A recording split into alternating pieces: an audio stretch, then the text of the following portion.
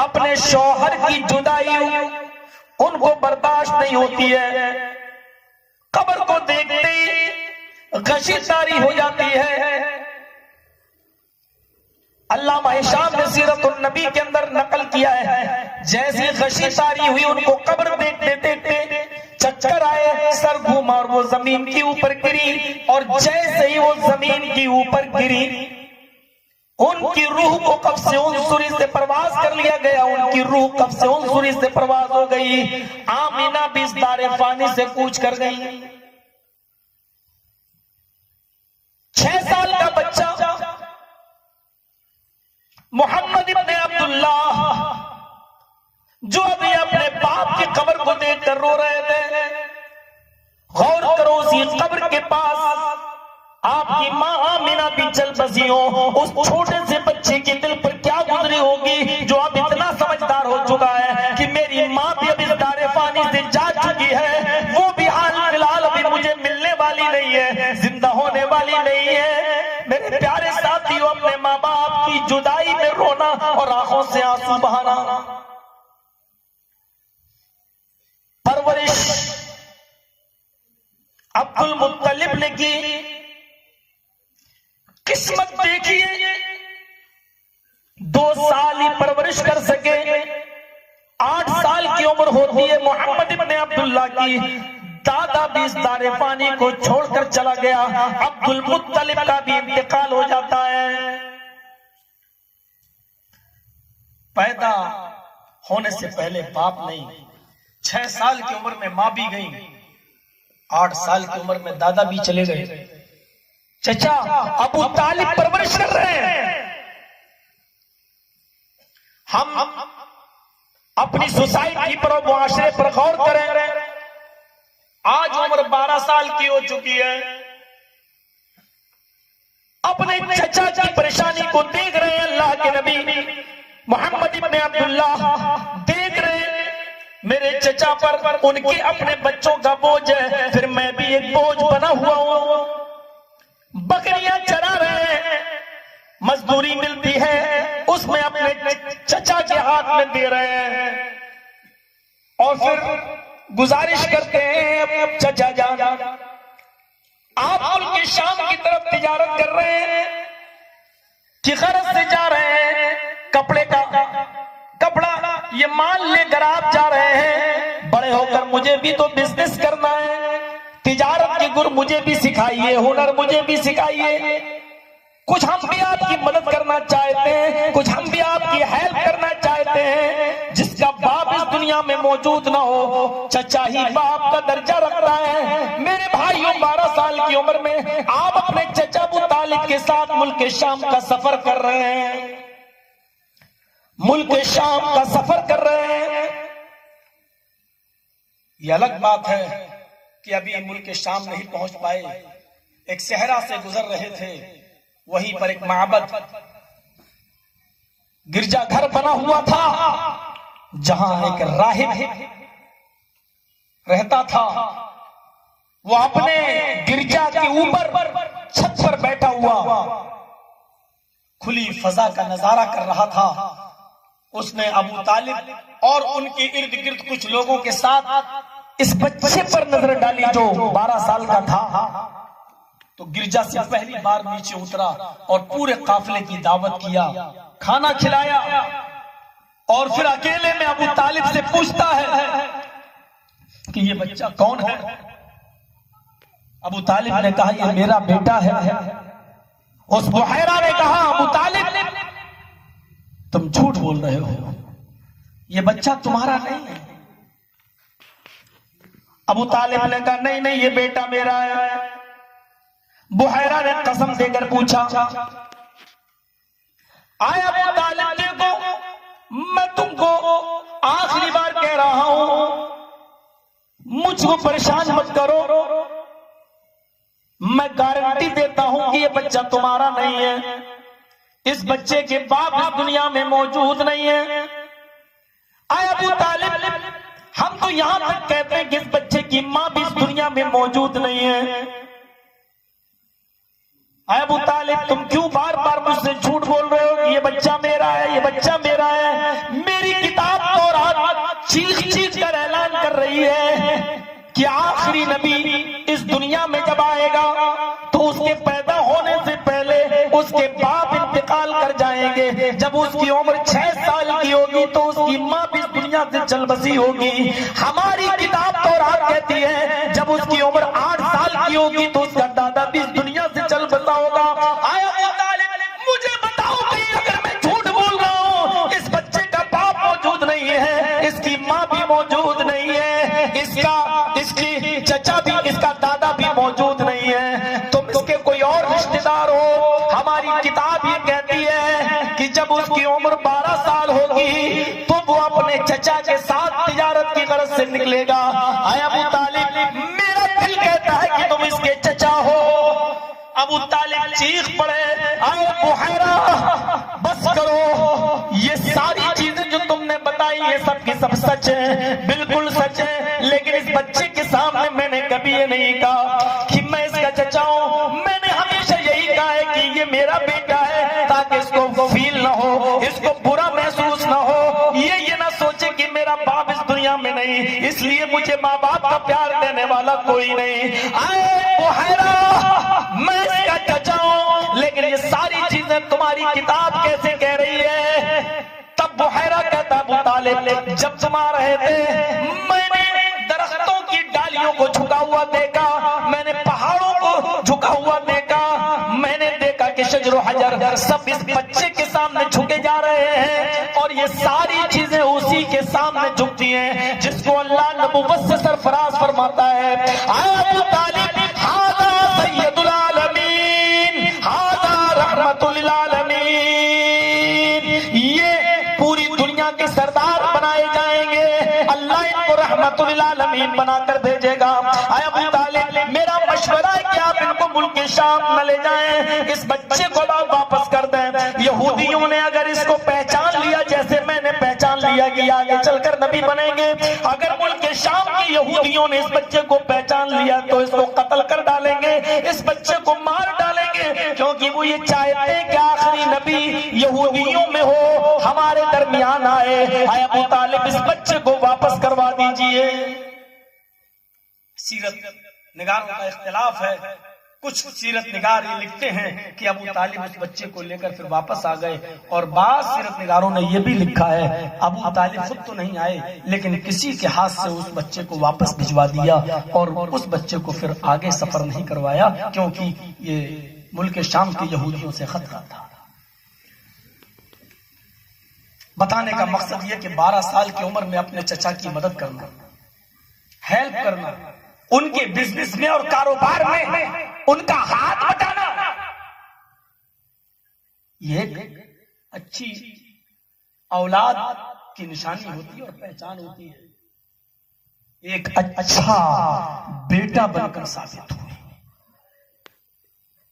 हम अपने यहां नजर डालें, 12 साल के और 15 साल के बच्चे जब तक उनकी शादी तक का इंतजाम नहीं हो जाता, वो अपने माँ बाप के ऊपर ही बोझ बने हुए हैं। एक मोबाइल तक वो अपने पास से नहीं खरीद सकते, अपने बाप पर हुकूमत चलाते हुए कहते हैं कि मुझे 3000 वाला नहीं 18,000 रुपए वाला मोबाइल चाहिए।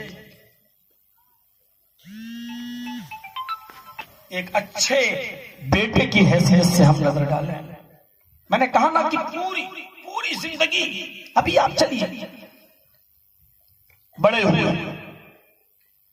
25 साल की उम्र में आपकी शादी होती है, और किससे होती है?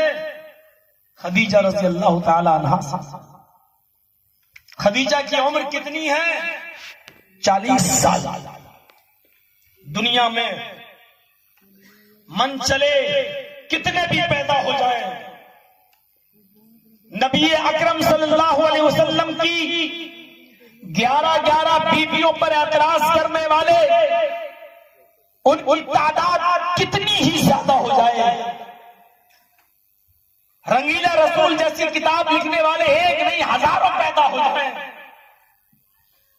लेकिन वो सब नबी अकरम की जिंदगी की पहली शादी पर झुके हुए हैं, उनके सर रखम है, वो ये कहने पर मजबूर है कि कोई एक नौजवान शख्स जिसकी ख्वाहिश ही होती है कि हम अपनी नौजवानी में किसी कुंवारी लड़की से और उस लड़की से शादी करें जो उम्र में हमसे कम हो, ऐसी कम उम्र जिंदगी, ऐसी जवानी के अंदर 25 साल की उम्र में मोहम्मद रसूलुल्लाह ने पहली शादी उस औरत से कैसे कर ली जिसकी उम्र 40 साल थी और जिसके दो शौहर इंतकाल कर चुके थे।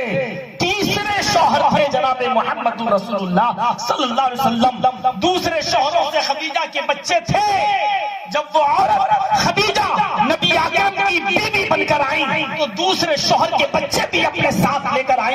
एक 25 साल का नौजवान 40 साल की बूढ़ी औरत को पहली बीवी का दर्जा देता है। और जब तक खदीजा नबी आकरम की जिंदगी में रही, 40 साल की जिंदगी में तो आई और 66 साल तक नबी अकरम के साथ रही, यानी 26 साल जिंदगी में खदीजा ने जो प्यार किया, खदीजा ने जो मोहब्बत की जनाबे मोहम्मद रसूलुल्लाह को, वो तारीख के अंदर एक ऐसी मिसाल कायम कर देती है कि 26 साल तक जब तक खदीजा जिंदा रही, जनाबे मोहम्मद रसूलुल्लाह ने दूसरा निकाह नहीं किया, दूसरी शादी नहीं की। मेरे भाइयों, दूसरी शादी के बारे में तसव्वुर तक नहीं किया। अब आप अंदाजा लगाएं, अगर 26 साल तक नबी अकरम ने शादी नहीं की, खदीजा 26 साल तक नबी के साथ रही, तो अल्लाह के रसूल की उम्र 51 साल हो जाती है। 25 साल की उम्र में तो खदीजा से शादी हुई और 26 साल खदीजा के साथ रहे, तो 25 और 26 अगर आप जोड़ें तो 51 साल, यानी 51 साल की उम्र तक अल्लाह के रसूल ने दूसरा निकाह नहीं किया। अब 51 साल के बाद जो शादियां की हैं आपने, क्या कोई कह सकता है कि वो अय्याशी की नियत से की होंगी? नऊज़ बिल्लाह मिन ज़ालिक। हालात पर नजर डालना पड़ेगा, उस वक्त के हालात को बताना पड़ेगा। एक अच्छे शौहर बनकर भी आपने दिखाया। पहली बात तो यह है कि और दूसरे मज़ाहिब का आप मुताला करें तो आपको पता चलेगा कि शादी की अहमियत क्या है। ईसा अलैहिस्सलातु वस्सलाम की जिंदगी के 3 साल से ज्यादा के हालात हमें नहीं मिलते। पूरी बाइबल पढ़ जाइए आप, पूरी बाइबल ईसा अलैहिस्सलाम की जिंदगी के 3 साल से ज्यादा हालात नहीं मिलते। पूरी तौरात पढ़ जाइए आप, मूसा अलैहिस्सलाम की जिंदगी के 2 साल से ज्यादा के हालात हमें नहीं मिलते। आप अमीर नजर डालें, रामचंद्र जी के पिता राजा दशरथ की 3 पत्नियों का जिक्र हमें रामायण में मिलता है, लेकिन रामचंद्र जी की सिर्फ एक पत्नी सीता का जिक्र भी हमें रामायण के अंदर मिलता है। लेकिन शादी किस तरह होनी चाहिए,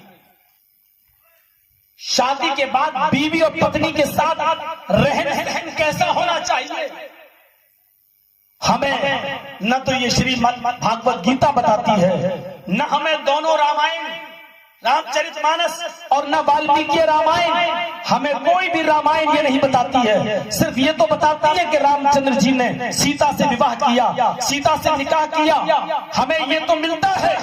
लेकिन फिर एक दौर ऐसा भी आया रामचंद्र जी के ऊपर कि उनको बीच में ही 14 साल का वनवास लेना पड़ा, संन्यास लेना पड़ा।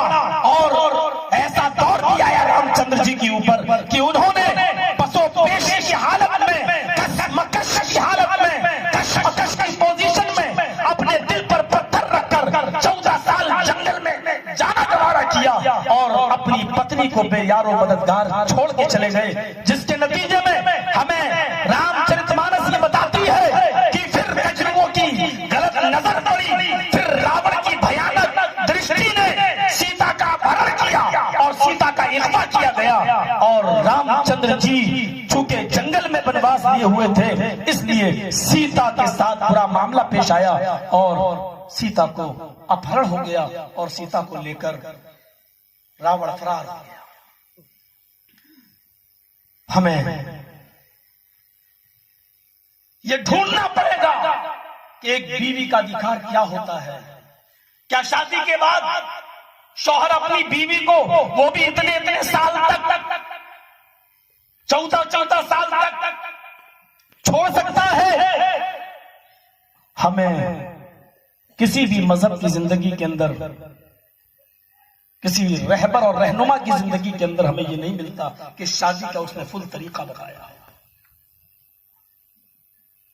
हमने गौतम बुद्ध की जिंदगी पढ़ी है, हमें यह पता चला है कि गौतम बुद्ध ने भी शादी की थी। गौतम बुद्ध के तो एक बेटे का जिक्र भी हमें मिलता है। गौतम बुद्ध की पत्नी के शिकम से गौतम बुद्ध का एक बेटा भी पैदा होता जिसका नाम राहुल था। लेकिन फिर उन्होंने अपनी पत्नी को भी छोड़ा और अपने बेटे को छोड़ा और सच्चाई की तलाश में उन्होंने भी जंगल का रुख अख्तियार कर लिया, रहबानियत अख्तियार कर ली और हक की तलाश में वो जंगल के फेरे लगाते रहे, पत्तियां चबाते रहे, जड़ी बूटियां खाते रहे। फिर उन्होंने पीछे मुड़कर अपनी बीवी और बच्चे की तरफ नजर डालकर नहीं देखा। हमें दूसरे मज़ाहिब की जिंदगी के अंदर हमें यह मिलता है कि फिर उन्होंने बीवी और बच्चे की तरफ उन्होंने नजर उठा के नहीं देखा कि अब इस बच्चे की परवरिश कौन करेगा और मेरी बीवी की देखरेख कौन करेगा। हमने बाइबल पढ़ी है, ईसा अलैहिस्सलाम की जिंदगी का मुताला किया है। ईसा अलैहिस्सलाम की जिंदगी हमें यह बताती है कि उन्होंने तो शादी ही नहीं की और हमारे कुरान के मुताबिक ईसा अलैहिस्सलाम को जिंदा आसमान पर उठा लिया गया, उनकी शादी नहीं हुई थी। हदीस की किताब हमारी ये कहती है कि कुर्ब क़यामत ईसा अलैहिस्सलाम इस दुनिया में दोबारा आएंगे, अल्लाह इस दुनिया में भेजेगा। वो किसी के पैरोकार और मुत्तबे या मुतीओ फरमाबरदार नहीं होंगे, वो इस दुनिया में आएंगे, वो जनाबे मुहम्मदुर रसूलुल्लाह सल्लल्लाहु अलैहि वसल्लम के तरीके को फॉलो करेंगे। वो इस दुनिया में आएंगे, वो इस दुनिया में शादी भी करेंगे, उनके बच्चे भी होंगे, फिर वो काने दज्जाल को कत्ल भी करेंगे, वो खिंजीर का खात्मा भी करेंगे। मेरे प्यारे साथियों, ये तमाम रिवायतें हमें मिलती हैं, लेकिन बाइबल की रोशनी में हमें ये मिलता है कि ईसा अलैहिस्सलातु वस्सलाम को सूली पर लटका दिया गया, लेकिन ईसा अलैहिस्सलाम ने शादी नहीं की। आज ईसाइयों से पूछो कि शादी कैसे की जाए तो आप पूरी बाइबल पढ़ जाइए, पूरी न्यू टेस्टामेंट की स्टडी आप कर लीजिए, पूरी बाइबल ज़ख़ीरे बाइबल की एक पंक्ति आप उठा के पढ़ जाइए, आपको कहीं नहीं मिलेगा कि शादी का ये तरीका होना चाहिए या शादी इस तरीके से की जाए। मेरे प्यारे साथियों, ईसाइयों के पास शादी तो होती है लेकिन शादी का तरीका उनकी मजहबी किताबों में मौजूद नहीं है। बच्चों के साथ कैसे रहा जाए, बीवी के साथ कैसे रहा जाए, ये नहीं मालूम। यह अदयान बातिला का मुताला करने के बाद हम इस नतीजे पर पहुंचते हैं। लेकिन जब हम इस्लाम के गाइड जनाबे मुहम्मदुर रसूलुल्लाह सल्लल्लाहु अलैहि वसल्लम पर नजर डालते हैं तो हमें पता चलता है कि मुहम्मदुर रसूलुल्लाह सल्लल्लाहु अलैहि वसल्लम ने एक नहीं, दो नहीं, तीन नहीं, आपने 11 शादियां भी की। और मुक़ौक़िस के बादशाह ने जो लौंडी भेजी थी और जिसको आपने बतौर खादिमा के कबूल किया था और जिस लौंडी से नबी अकरम का एक बच्चा भी पैदा हुआ था जिसका नाम था इब्राहिम, अगर उस लौंडी को भी जोड़ा जाए तो 12 थी, 12 और जिसका इशारा अथर्ववेद के 20वें कांड के सूक्त 127 के दूसरे मंत्र में किया गया है, दूसरे मंत्र के अंदर किया गया है। ओष्ट्रा यस्य परवाहिरो बधू मंदो द्युदशा, जिसकी प्यारी सवारी ऊंटनी होगी वो ऊंटनी पर सफर करेगा और युद्ध में जंग में जाएगा तो अपनी पत्नियों के नाम कुरा डालेगा, पर्चियां फेंकेगा, जिस पत्नी का नाम निकलेगा उस पत्नी को ऊंटनी पर सवार करके ले जाएगा। बधू मंतो द्यू दशा, जिसकी 12 बीवियां होंगी, 12 द्यू 2 और दशा 10 को बोलते हैं, 2 और 10 द्यू दशा, 2 और 10 12, जिसकी 12 बीवियां होंगी। इस तरफ इशारा वेद ने भी किया। अथर्ववेद के 20वें कांड के सूक्त 127 के दूसरे मंत्र के अंदर किया गया। पढ़िए सीरत तैयबा, हमें नबी अकरम की सीरत ये बताती है कि आपने शादियां की भी और की ही नहीं बल्कि शादियों का तरीका भी बताया, शादियों की अहमियत पर जोर भी दिया। या माशर शबाब मन इस्तता मिनकुमुल बाह, आए नौजवानों, जिस कौम के नबी ने शादी न की हो उस कौम के पास शादी का तरीका, शादी कैसे की जाए उनके पास नहीं है। वो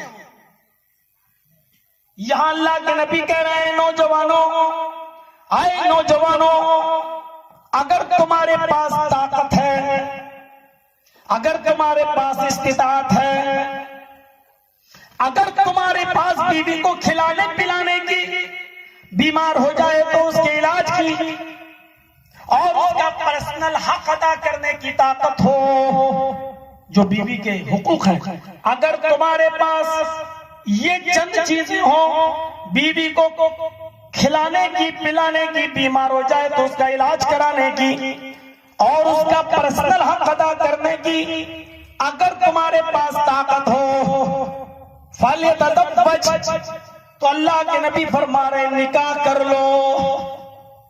यहां और चीजों की तरफ इशारा नहीं किया गया। लड़की को 20 कपड़े देने की, 20 साड़ी देने की ताकत हो, और लड़की वालों को भी ये नहीं कहा गया कि तुम्हारे पास एक बाइक और मोटरसाइकिल देने की ताकत हो।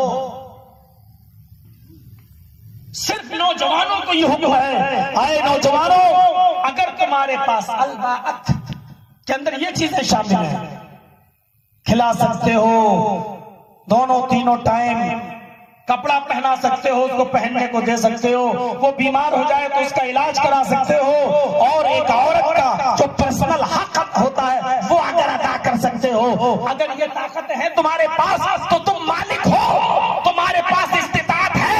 बस इतनी चीजें अगर तुम्हारे पास है, रहने के लिए घर जहां तुम अपनी बीवी को रख सकते हो, अगर इतनी चीजें तुम्हारे पास हैं तो तुम निकाह करो। और फिर उसका फायदा बताया, फरमाया निकाह करने से निगाहें झुक जाती हैं, आंखें झुक जाती हैं, शर्मगाह की हिफाजत होती है, यानी आदमी इधर उधर मुंह मारने से बच जाता है और जायज तरीके से अपनी जरूरत पूरी करता है। इतनी चीजें बस हदीस की किताबें पढ़िए, ज़ख़ीरे हदीस में से हमें यह भी मिलता है कि अल्लाह के रसूल ने फरमाया निकाह को इतना आसान कर दो, निकाह को इतना आसान कर दो, इतना आसान कर दो कि जिनाकारी मुश्किल हो जाए, जिनाकारी मुश्किल हो जाए। अल्लाह के रसूल ने निकाह को आसान करने का हुक्म दिया और इतना इतना आसान कर दो, इतना आसान कर दो कि एक नौजवान निकाह करना आसान समझे और जिना करना मुश्किल समझे। यानी जितना आसान आज जिना को समझ लिया, 200, 250, 300, 500 रुपए खर्च करो और हमें जिस्म मिल जाता है। मेरे भाइयों, इससे भी ज्यादा आसान कर दो निकाह को, इतना आसान कर दो, इतना आसान कर दो, इतना आसान कर दो कि जिनाकारी मुश्किल हो जाए। क्यों? निकाह की अहमियत को नबी अकरम ने समझा। एक अच्छे शौहर भी बनकर रहे।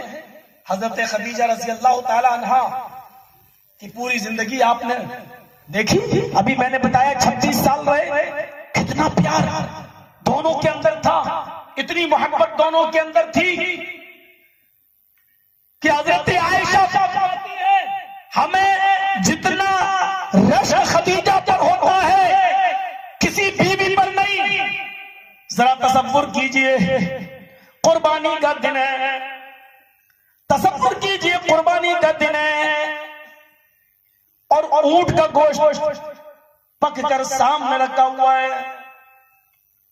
मुहम्मद रसूलुल्लाह सल्लल्लाहु अलैहि वसल्लम ने मिट्टी के प्याले में से हजरत आयशा जो गोश्त सामने लाकर रख देती हैं, आपने एक बोटी उठाई और उस बोटी को मुंह तक ले गए, लेकिन वापस आपने उसी प्याले में रख दिया और आपकी आंखों में आंसू आ गए।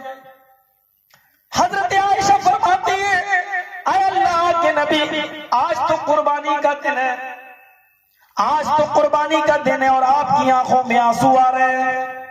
आज तो कुर्बानी का दिन है और आपकी आंखों में आंसू के कतरे, ये तो अजीब बात है। आप रो रहे हैं, आपकी आंखों में आंसू के कतरे हैं। तो अल्लाह के नबी की जबान से जो जुमला निकला वो सुनिए। आज हमारे मुल्क के अंदर, भारत के अंदर जितने भी कानून औरतों के ताल्लुक से देख रहे हो, आजकल उसका तो मिसयूज भी होने लगा है और औरतों के लिए इतने कानून बना दिए गए हैं, लड़कियों के लिए भी और औरतों के लिए, कि लड़कियां भी अब उसका मिसयूज करने लगी हैं, गलत इस्तेमाल भी हो रहा है।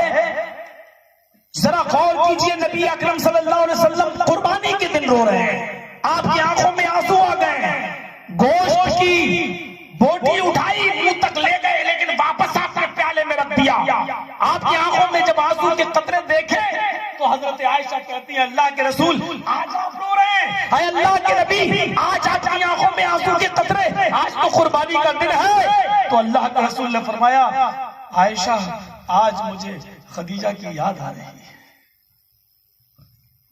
आज मुझे खदीजा की याद आ रही है। 66 साल की उम्र में तो इंतकाल हुआ था, किस काम की थी? लेकिन आप और आयशा की उम्र कितनी है?